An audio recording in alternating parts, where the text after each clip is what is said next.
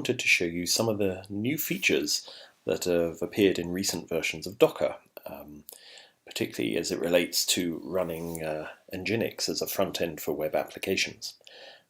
I'm using here the new Docker for Mac, which means this stuff will appear to be much more native on my Mac than earlier versions of Docker did, so highly recommended. It's still in beta form at the moment, but it's becoming more and more stable and making things a lot more fun to play with.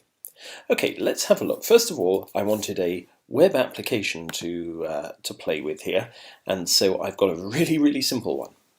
What I've done is, in this app directory here, I have created a Docker file which will use a standard off-the-shelf version of the nginx Docker container. I'm using the one based on Alpine Linux because it's quite a bit smaller and still has all the facilities that you need for most things. And all I'm going to do is copy an index.html file into place in that container so that when we run this, we should get back my very simple file which says a test page from the app. Let's first of all see if we can run that container. So I'm going to cd into my app directory. I'm going to say docker build. I'll tag it as app, and I'm going to build the container in this directory. There it is. And now if I say docker run app, and now I'm actually going to say, and I want to remap port 9000 on localhost to be port 80 in the container, and that should now be running. If I get a browser and point it at localhost 9000, then we get a test page from the app. There you go, and we see a line saying that we got that request in the console here. That's the nginx log. Great, so my app works. Pretty exciting stuff. As you can see, I'm going to have lots of demand for this, so I may need to put it behind a load balancer. How might we do that? Well, what I'm going to do here is I'm going to set up a proxy here, which is also, as it happens, going to be a version of nginx, and I'm going to put it in front of my app, and then we can play with that and do a little bit more with it. So my proxy consists of another Docker file based on the same version of nginx. I'm just going to get rid of any standard nginx site-specific configurations that are in the container, because I want to put my own in place, which is called proxy.conf. And that looks like this. It's really simple. All it does is listen on port 80. Any requests that come in basically gets forwarded to the web server running on the app, the host named app, the container in this case named app. So I'm going to connect these two together and run them under one system using a Docker Compose file. Now you'll notice here that this is version 2, and this is significant, and I'll come back to talk about this a little bit further in the future, but it means that we define stuff under a services section here, but otherwise it'll look pretty familiar to most of you who have seen Docker Compose files before. What it says is I'm going to have two services here, one called app, and we get that by building the stuff that's in the app directory, which we've just seen, and we have another service called proxy, which we build from the stuff that's in the proxy directory. And we're going to map a port to port 80 in the proxy directory. Now, because I'm using Docker for Mac here and it has sufficient permissions, I can actually bind port 80 on my localhost to port 80 on the proxy. You might want to use something else if you're trying this. So what I should be able to do here is go back up to my parent directory and say docker compose. This is a useful hint, by the way. I bind an alias of d-c to docker compose. Saves an awful lot of typing if you're doing very much of this, but this is basically docker compose build, and that will build my app and my proxy. That's pretty much all done already. And then I can say docker compose up, and that will run both of those. Let's go over here. These should now just be running on localhost. And when I run it, I get my same test page from the app. And if we look here, we can see that both the proxy and the app here have a log entry. It went to the proxy, and that redirected it to the app. The order in which the log file entries come out is a little indeterminate here. and you can see, so our very simple proxy in front of the app is working. Now let's go back to the Docker Compose file, and if you've used these in the past, you may notice that there's something that's missing here. How does the proxy container know where to find the app container? In the past, you would have put links in here. You would have done something like, is it link or links? I forget. I think it's links. And you would have had to say something like, you want to link to the app container. I haven't done that here. So how does it know this? Well, the answer is that in this new version of Docker, the Docker engine runs a little DNS server, which when you're using these services, can actually return a DNS entry to each container, telling it about the other things within this, this service collection here. So let me show you that. I'll just go to another window.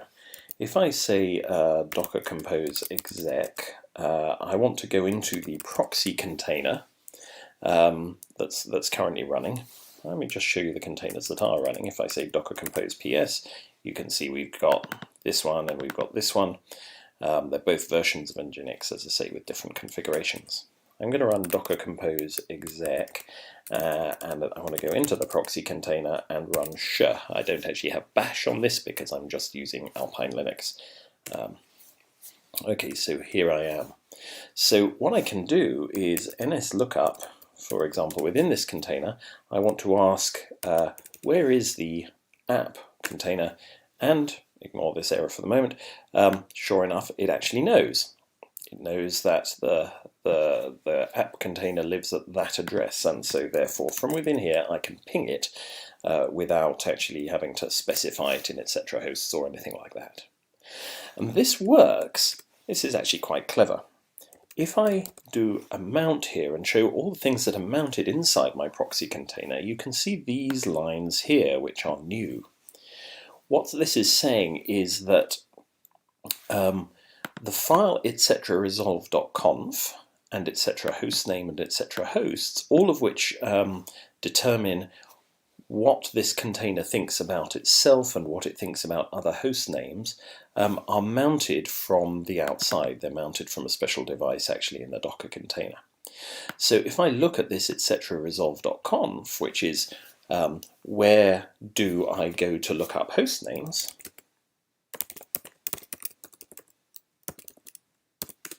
we can see that there is this new special DNS server running on 127.0.0.11, and it's because of that that this proxy container is able to find out about the app container, and vice versa. They know about each other. And so you don't have to do those links where in advance you have to specify which host should know about which other hosts. Basically, the new Docker system does it for you. This is very nice. Okay. So what that means then, if I go here to my proxy configuration here, this is what it looks like in the proxy front end here. All I'm saying is pass stuff through to the app container, whatever address the app container is actually started on by Docker, this will work. This is very clever. Okay, so life is simpler. We have a proxy in front of our app, but it doesn't really get us anything very useful. However, another thing we can do with services is this nice command called docker scale. I beg your pardon, Docker Compose scale.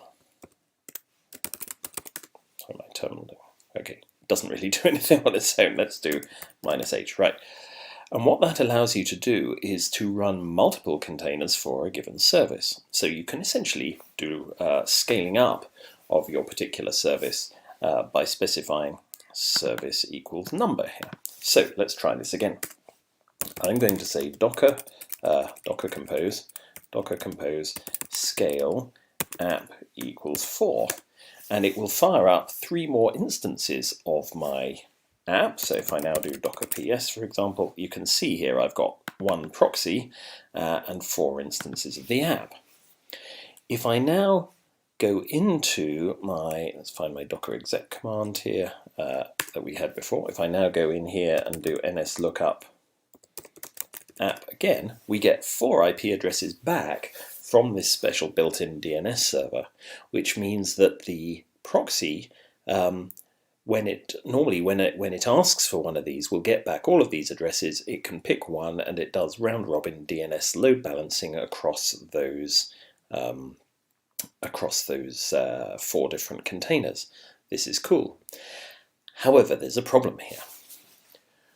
When you put in something like this into your nginx configuration, it looks up this host name at the time at which the configuration is read, and if you actually try running this, you will find, let's go back here. We're looking at this. If I run this, I'm hitting refresh multiple times here, and you'll see that all of those requests are going to my first app container. And Nginx hasn't worked out that there are 3 other containers running. And in fact, if I stop it and restart it again, compose up, there you go. Interestingly, Docker Compose remembers your scaling values, so you notice when I stop it and restart it, it remembers that I had it scaled to 4. Okay, let's do it again. Okay, look, it's going to app 2 now. This is good. And app 4 and app 3 and so on. So this is quite good. But there is still a problem here, which is that if I were to change the scaling now, let's suppose I scale it down to, sorry, my terminal's doing funny things here, docker scale app equals 2. Let's go down. It's killed off 2 of them. But because Nginx hasn't reloaded its configuration, it doesn't actually know about this. And in fact, sometimes when I run this, it blocks because it's trying to talk to one of those containers that isn't there.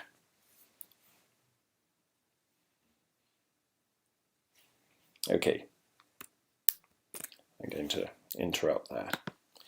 So what we'd really like is for Docker, for Nginx within the proxy, to have a much more dynamic view of the various containers that are running behind it. And there's a way to do this.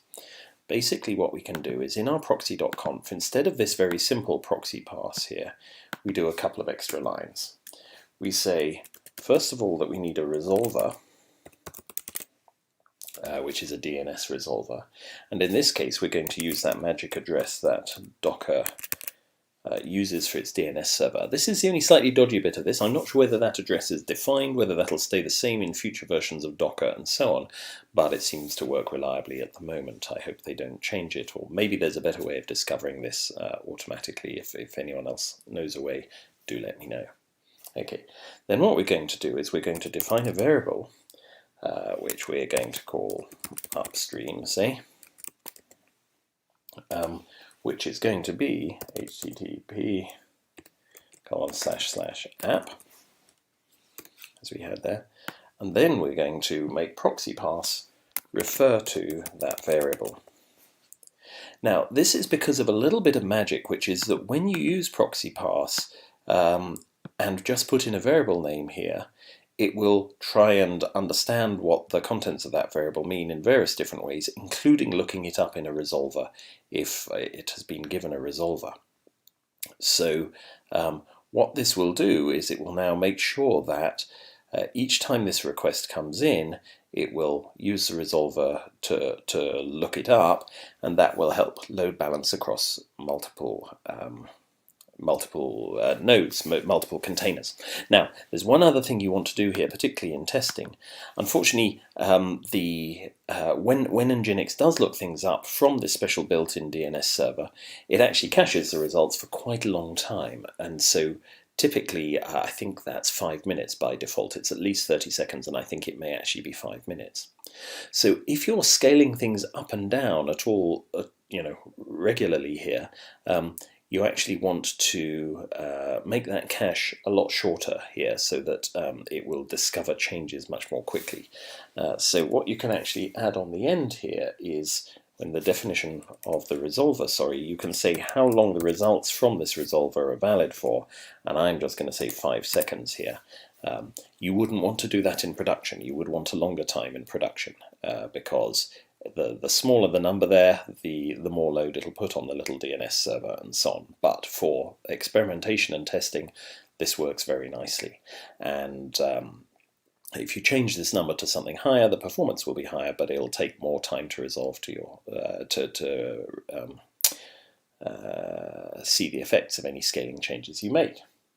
Okay, so with that little change to the proxy config, we're saying go and find out names from 127.0.0.11, remember the results for 5 seconds, set your upstream variable to be that, and then proxy pass onto the value of that upstream variable using a resolver to look up anything in here if you don't understand it already. Okay, let's save that proxy.conf. I'm going to interrupt this again, and I'm going to do docker compose build just to make sure I've got a new version with this updated proxy.conf in place, and then I'll do docker compose up. Okay, now we're just firing up our 2 app containers, our 1 proxy container, and if I refresh here, you can see that's gone to app 1, the second one went to app 2, and so on, and it'll approximately, if I keep hitting refresh, you'll see some of them go to one and some of them go to the other. If I now go into another window here and change my Docker scale here, and because even though this is a laptop, I can do nice things like maybe 30 copies of this, it's now firing up 28 more containers. There we go. And we should find that if I hit refresh on here, oh look, that one went to container 11. Let's do it again. That one went to container 10, container 3, container 20, and so on. So because the resolver was timing out fairly promptly, within 5 seconds of me making that scaling change, nginx was discovering that there were a whole lot more containers it could use, because the DNS was returning, in that case, 30 names rather than just the 30 IP addresses rather than just the few I had before. And similarly, if I scale it back down to 3, it kills off lots and lots of containers. And if we look back in this terminal, we'll see them all exiting. And after about 5 seconds, this should continue to work just fine. You see that one went to app 3 down here, app 1, app 3, app 1, app 3, and so on. App 2 got in there as well if I keep refreshing. So there you are. I think that's quite neat. You can do simple load balancing using a round-robin DNS entirely within Docker. I haven't had to run any special services like Consul or Docker Gen or any of these things that you used to have to use in the past to make this work. You can run a simple instance of nginx with minimal configuration as a load balancing front-end proxy to multiple containers. The only little tricks you might want to do are specifying this using a variable so that it gets evaluated each time, and maybe turning down the validity period on the resolver if you are scaling this on a up and down on a regular basis. Once you know roughly what you want to do, you probably want to turn this up to at least 30 seconds.